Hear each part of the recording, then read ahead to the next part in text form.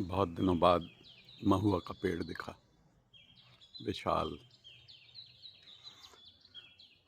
और मेरी स्मृति में महुआ उस तरह से उतर आया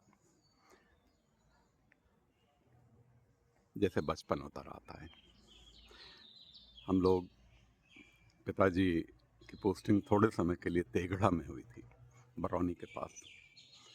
और हम एक जिस घर में रहते थे वो खूब बड़े छप्पर वाला घर था।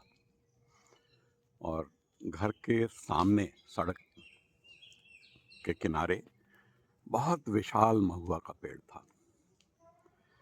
इतना विशाल कि हम लोगों का छप्पर आधा कम से कम महुआ के पेड़ की छाया में रहता था। और नीचे खूब उसके फल गिरते थे, फूल गिरते थे, खूब सुगंध होती थी, मीठे फूल, सफ़ेद। और मैं उस घर को, उस समय को जब याद करता हूँ तो मुझे वो महुआ का पेड़ ही याद आता है। और बहुत सालों बाद मेरी मुलाकात तेघड़ा के एक सज्जन से हुई जिनका बचपन वहाँ बीता है। हमने बताया कि मैं वहाँ रहा हूँ कुछ महीने, साल भर करीब। और छप्पर वाला घर था और खूब विशाल महुआ का पेड़ उसके ऊपर था जिसकी छाया में हम रहते थे। तो अब आप ये बताइए, जब अगली बार जाएं तो देख के आइए कि महुआ का पेड़ कहाँ है। शहर तो बदल गया, लेकिन महुआ का पेड़ यदि होगा तो मैं वहाँ आपके साथ चलूँगा और पहचान लूँगा कि शायद यही घर है। उन्होंने आके बहुत निराशा के साथ ये बताया कि अब तो शहर का जो हिस्सा है मैं घूम के यथासंभव सब जगह गया और मुझे शहर में महुआ का कोई बचा हुआ पेड़ दिखा नहीं। मैं बहुत निराश हुआ।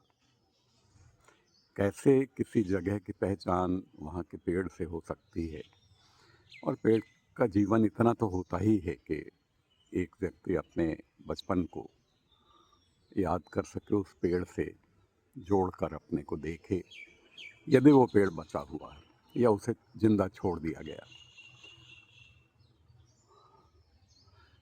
लेकिन अब पेड़ अपने आप तो शायद कम मरते हैं, उनको मारने के लिए हमेशा विकास की कुल्हाड़ी तैयार रहती है।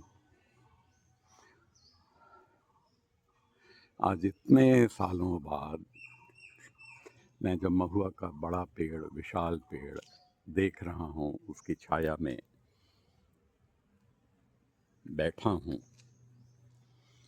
तब मुझे अपना बचपन, तेघड़ा और वह महुआ का पेड़ याद आ रहा है।